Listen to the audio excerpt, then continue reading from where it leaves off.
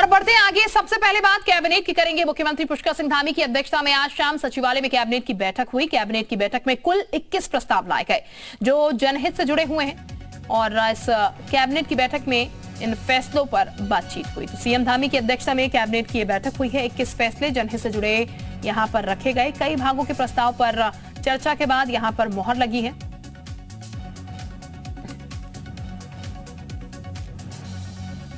तो सीएम धामी की अध्यक्षता में आज ये बैठक हुई।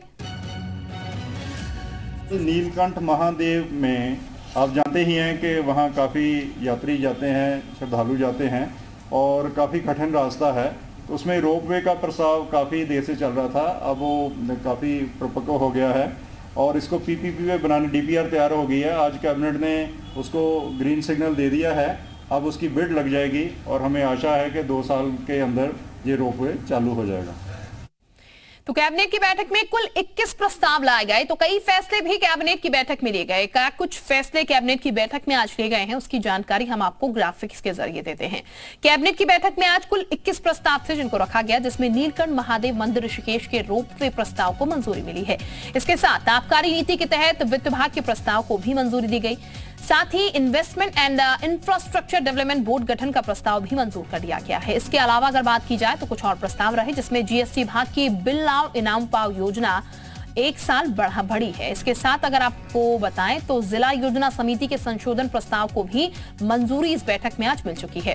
वहीं नैनी सैनी एयरपोर्ट पिथौरागढ़ का एयरपोर्ट अथॉरिटी संचालन करेगी। इसके अलावा कर्मचारी प्रोत्साहन भत्ता 3 महीने के बजाय हर महीने मिलेगा। वहीं बैंक लोन के लिए अलग से ई स्टाम्प अब नहीं लेना होगा। तो ये तमाम फैसले जो कि आज कैबिनेट की बैठक में लिए गए हैं, जो कि सिलसिलेवार हम आपको बता रहे थे।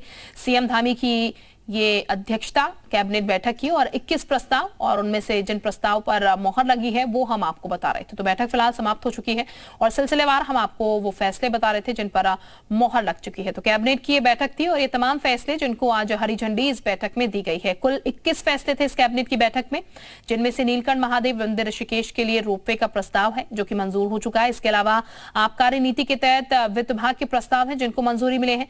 Investment and infrastructure development board गठन का प्रस्ताव भी है।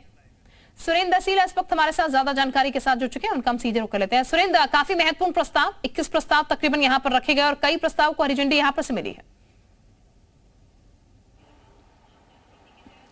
देखिए, बिल्कुल 21 प्रस्तावों को कैबिनेट ने मोहर लगाई है। 21 प्रस्ताव आए थे।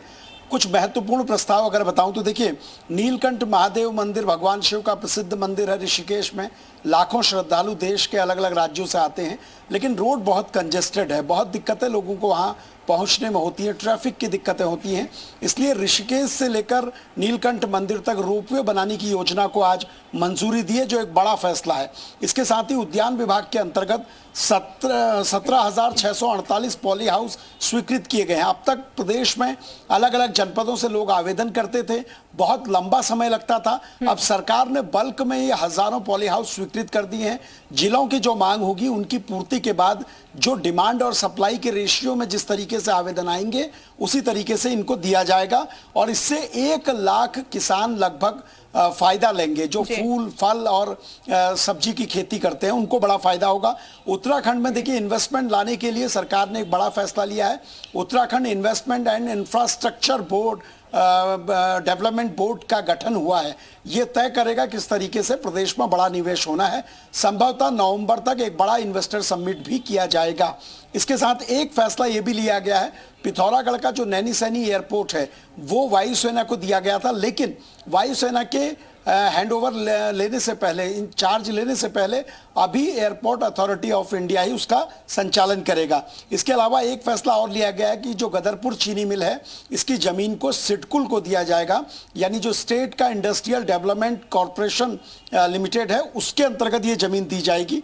कर्मचारियों को एक प्रोत्साहन भत्ता दिया जाता था हर 3 महीने में, अब वो कर्मचारियों को हर महीने दिया जाएगा। यानी कि सुरेंद्र, कई ऐसे फैसले हैं जो कि यहाँ पर हित में लिए गए कर्मचारियों के, और तमाम जो फैसले कैबिनेट में जिन्हें हरी झंडी मिली है वो जाहिर तौर पर प्रदेश के हित में है। बहरहाल